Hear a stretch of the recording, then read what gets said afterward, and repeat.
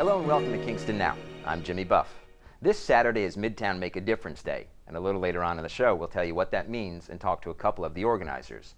First though, we're going to talk to architect Scott Dutton and the executive director of the Rural Ulster Preservation Company, Kevin O'Connor, about a plan to turn an old lace curtain making factory in Midtown into affordable housing for artists. Hi guys, welcome. Hi. Great. How's it going? Good. Where did the idea of turning this old building, abandoned building, into a space for artists come from? Well, at Repco, we've been looking at this building for probably close to 8 or 9 years now. It's a building that, under private ownership, had served as a warehouse. And, you know, the building has been sitting in Midtown with boarded up windows. And I've been going into the building for about 8 or 9 years and been in communication with the owners. And it was only in recent months that they indicated an interest to sell the building to us. So we've negotiated an agreement. We have site control on the building. And we're really excited about this project that we're proposing. Tell me a little bit about Repco's mission, about the preservation aspect. Sure. And how you look at a building like this. You probably drive past it, right, and think, wow, that's something that's on my radar. What goes on at Repco? Well, last year we celebrated our 30th anniversary. We're a not-for-profit corporation. Started really working in Ulster County, but more recently we're going regional. Our mission is really simple. We create homes, support people, and improve communities. And on the real estate development end, what we really tried, our approach has been to work with communities on helping them to articulate need and then bringing some resources to the table. So we've done home ownership in Ellenville, affordable rental housing in Woodstock. We've done some old buildings in Kingston in the past.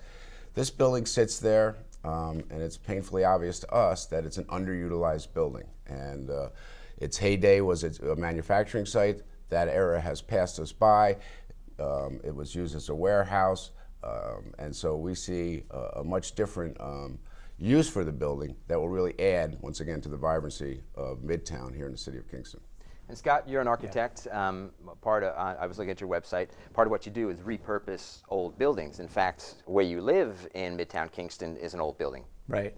Yeah, I came to town in 1997. I came up from Pratt in Brooklyn. And in 2000, I bought the former Canfield Supplies warehouse building. At that time, you know, there wasn't anybody living in Midtown in those buildings. In fact, I had to go to the Zoning Board of Appeals to get a variance to live there. Now they've since, you know, changed the zoning to encourage that kind of activity. But adaptive reuse is, it's my favorite kind of architecture. Well, you and I took a walk through the old lace mill earlier today. Yeah.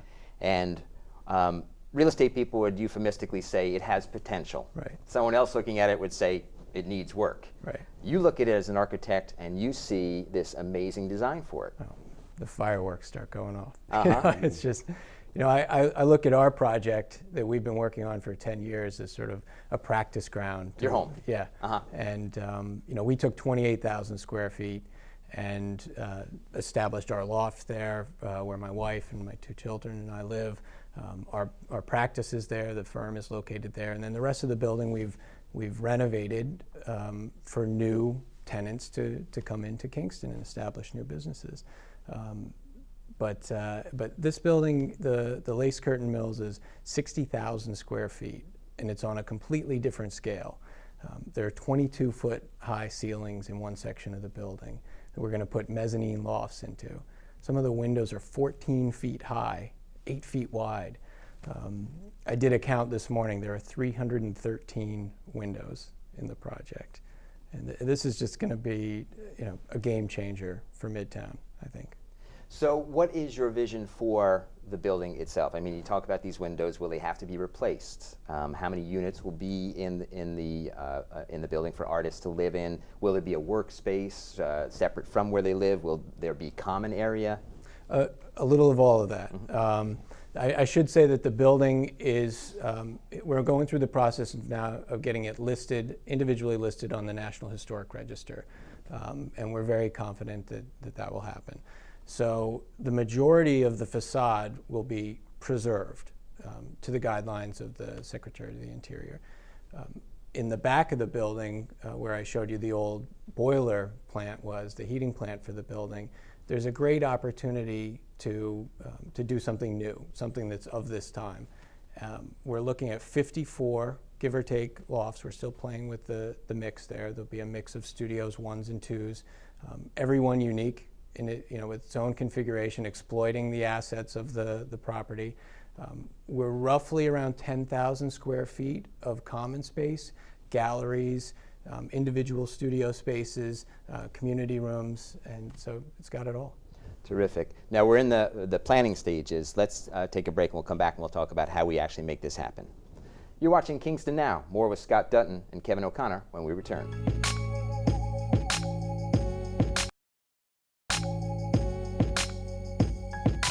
Welcome back to Kingston Now. This week we're talking about affordable housing for artists in the city of Kingston with architect Scott Dutton and RUPCO Executive Director Kevin O'Connor.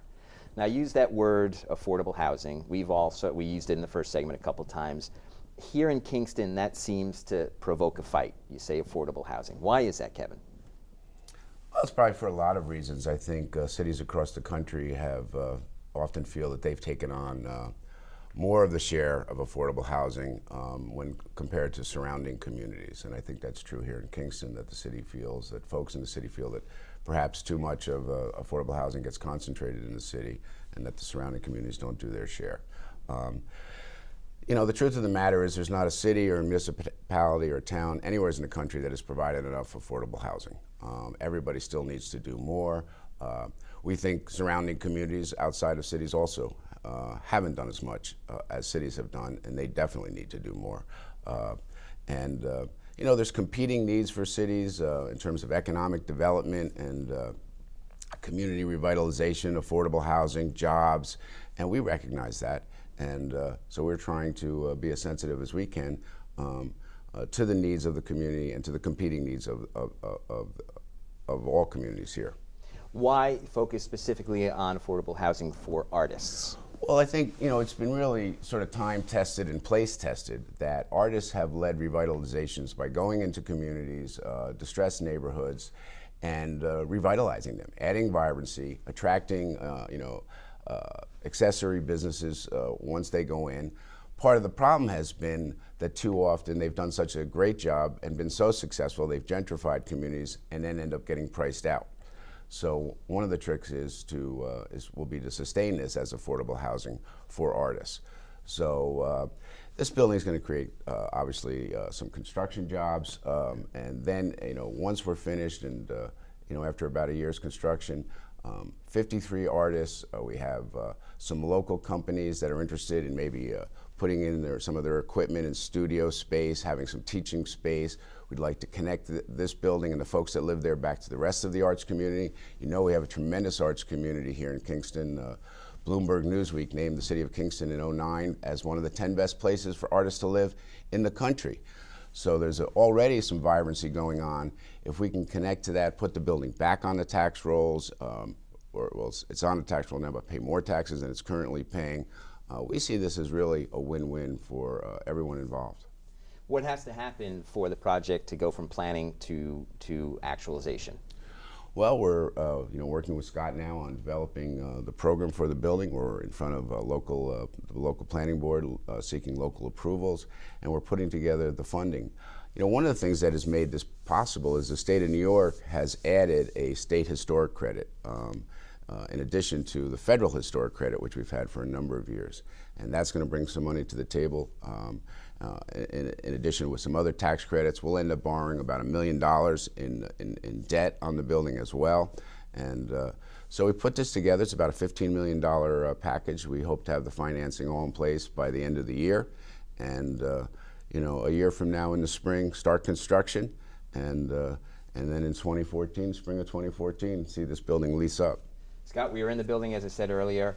Where do you start? A big broom and a dustbin? I mean, because there is stuff left over from the previous tenants. I mean, where do you start? Well, we started with measuring the place, which took about 2.5 weeks, and that was an undertaking, let me tell you. Let people who are buying a new home measuring curtains think that's a tough job. Right. 2.5 weeks to measure. Right. Mm-hmm. With several people from my office. We've got a lot of documentation to do. The building, as I said earlier, is going to be on the National Register. So there's a rigor that's required in that documentation and presentation. And so that's where we started. And then, as I told Kevin last night, I don't think I've gone a night without waking up in the middle of the night reaching over for the sketchbook. I mean, this is just too much fun. So. What does it feel like when you've been working on your house, you said, for 10 years. It's not done yet, but it's certainly a lot farther down the road than when you started. What's that feel like when you have a vision and it comes to be? Well, this is the ultimate dream come true, really. And this is architecture with a capital A. This is what I've been training for, as they say. So, and I'm fortunate to be on the team. So, and I say team because it's not just me. There's 7 people in our office. Kevin's part architect on this as well. Chuck, Guy, Kemp. So it's a team effort. Well, I noticed that it's on the corner of Cornell and Progress Street. So hopefully that's a good sign for the future of the project. We hope that it works out and that we see it in 2014. Absolutely. Thanks for coming on, guys. Thank you. This is Kingston Now, and next we're going to find out about the 7th annual Kingston Midtown Make a Difference Day with 2 of the folks responsible for making the thing happen. Stay with us.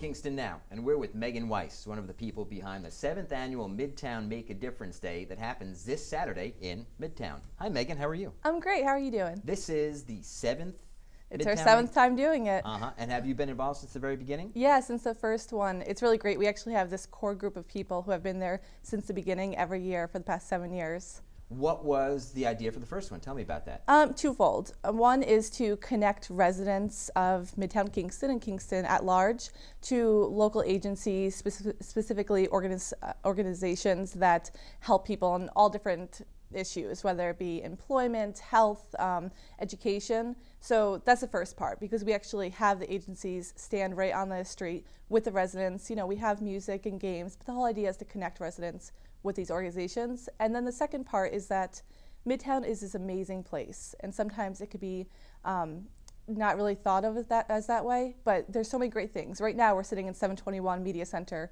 right in Midtown Kingston, and this day is about celebrating how wonderful Midtown is and how you can't have an uptown or a downtown unless you go through Midtown. So we just love to celebrate it and give everybody an opportunity to dance and just have fun.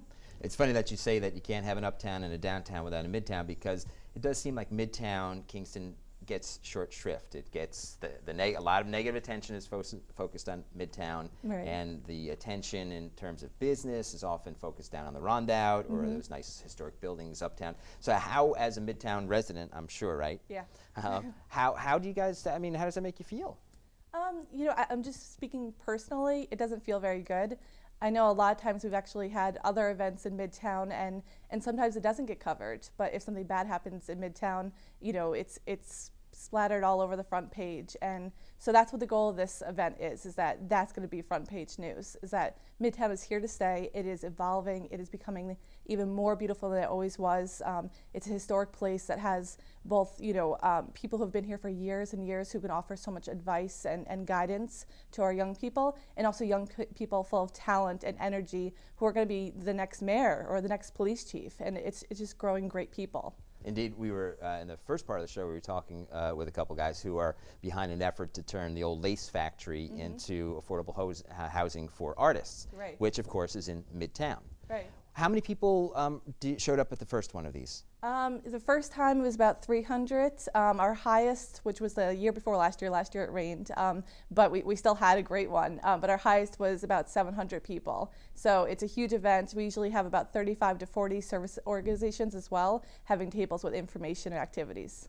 So are the people who come to the Make a Difference Day this Saturday, are they generally mostly residents of Midtown, or are you trying to encourage people from other parts of the city to come in to experience Midtown as well? It's both. It's everybody in Kingston is welcome, people outside of Kingston as well. But one of the things I love about Kingston is that it's a very walkable place, meaning that whether you live uptown, midtown, or downtown, you can walk anywhere in it. So we really encourage everybody to come out with their kids, with their grandparents, everybody, and just enjoy the day.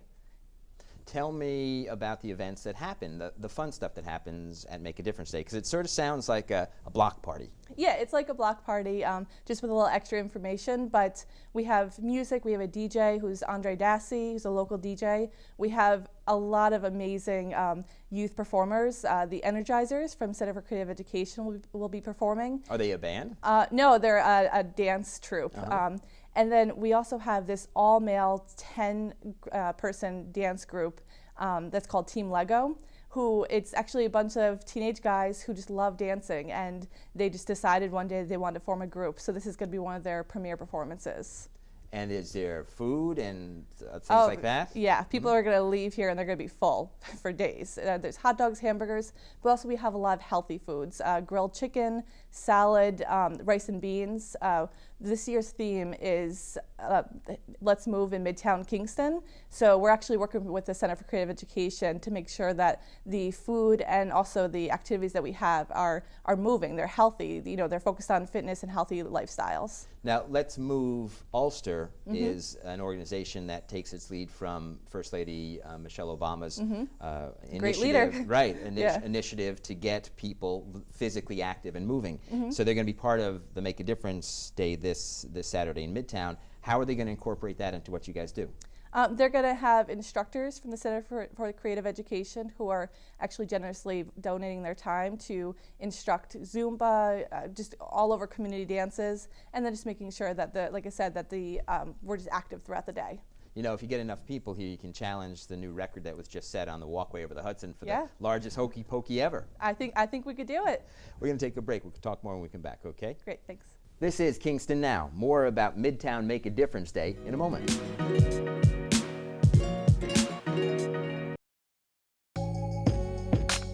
Welcome back to Kingston Now. We're with Megan Wiess, and we're talking about Midtown Make a Difference Day happening this Saturday in Midtown. Megan, what are the hours of the event? It's 11 a.m. to 3 p.m. And what are the boundaries of it? It's going to be starting on from Broadway down to Prospect Street, all on Franklin Street, and there's going to be indoor activities both at the Everett Hodge Community Center and the Kingston Library. So tell me about some of the other organizations who are involved with Make a Difference Day. We have the Rose Women's Care Service, the Ulster County YWCA, Ulster BOCES, the Kingston Library, and the Center for Creative Education. So, and those people, in terms of support for the event, do they provide volunteers? Are they going to have information? What is their involvement? They've been there for the beginning. We actually start meeting in January of every year. So every single week since January, we've been meeting and tossing around ideas about how can this be bigger, how can it be better, how can it serve the community even more. So the biggest thing they give is their time and their energy to help create this event every year. How does it compare to the first year at this point? This is number 7. We're definitely, we're getting much better. Actually, I was looking at the flyer from last year, or from the first year, and it was, you know, done in Microsoft Word, and it was all black and white. And actually, I brought a flyer from this year, and it was just kind of exciting because we've come pretty far. You've got a gorgeous flyer. Yeah. That's progress. So, and the cool thing is actually this is taken the first year of Make a Difference Day, and this is our chalk walk where kids are given a different theme, and that was why do kids make the difference? And so they drew all these pictures and said that, you know, they're the reason why Midtown is so special because, like I said, they're going to be the head of it soon. So it's just really exciting to see how far we've come. This year, we're also going to be doing the Midtown Olympics, which is going to see kids, teenagers, and adults challenging themselves in every way possible, a lot of physical activities and different types of races. Now, has that event been fully formed? Can you tell us a little bit about that? Yeah. Well, I hope it's fully formed because we have about 4 days till the event. The Olympics are going to be part of the Make a Difference Yes, Day. Oh, okay. yeah. I thought for a moment it was a separate event. No, it's within Make a Difference Day. I was going to go home and start training, trying to win myself a medal. Well, you have 4 more days. You might be able to do it. What is your background, Megan? I mean, besides being a resident of Midtown, what is your background in organizing an event like this? Is it just an idea that came to you? Well, no, I'm the director of Kingston Cares, which is a community coalition sponsored by Family Woodstock, and I've been working at the Everett Hodge Center for the past 7 years. So I was actually working with some of these organizations, including the Rose Women's Care Service, and we just started talking about how there's so many amazing organizations that provide so much service to our community, but a lot of times residents don't know about them. They don't know exactly what they provide, and also sometimes they don't have transportation to go to the first intake week about a different service that's being provided. So the idea was, well, let's ask the organizations to come to the residents and make it a lot easier. Do you hope there's a lasting effect from the Make a Difference Days? I know there is, actually, and I have a very tangible way of knowing that.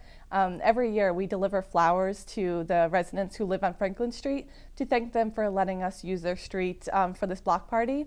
And so we deliver flowers and a letter explaining what it is. And there's this one house on Franklin Street that when we go by there, all the flowers from the previous years are still there. And so we're actually delivering the flower this coming Thursday, and that's going to be the 7th flower that they have. And so I know that it's happening because people value it and they look forward to it. Back in February, kids were asking me, when's the block party? When's the block party? So we're telling them now it's June 16th, and and to get ready for it. And so it's happening. It's an extraordinary thing too when people who actually live in the same neighborhood year after year after year, and who may wave, may not know each other, maybe they do. Right. But when they get out in the open air, in an event like this, the sense of community that forms and happens. Right, it's great actually. We have a lot of volunteers right from Franklin Street. There's this woman, Brenda, who lives down the street who's been delivering flyers to all the different businesses. And it's great, especially this week, seeing everybody prep for the event. People are mowing their lawns, they're making sure things look nice. This is their day to shine, and they're really taking advantage of that and making sure that Franklin Street is the best place to be on that day. Now, speaking of shine, you mentioned that it did rain. But it is a rain or it's shine rain event. or shine, and that's actually why we're so happy to have both the Everett Hodge Center and the Kingston Library, because anything that happens outside can also happen inside if need be. It sounds like a great event. Thank Much you. success with it. Thank you so much. Now that's it for this show. Thanks to our guests Scott Dutton and Kevin O'Connor, and to Megan Wiess. To find out more about this weekend's event, go to midtownmakeadifferenceday.org. Remember, all our shows are now archived on our YouTube channel, and you can find that link on our Facebook page. You can also suggest topics for future shows on Facebook. For Kingston Now, I'm Jimmy Buff. See you next time.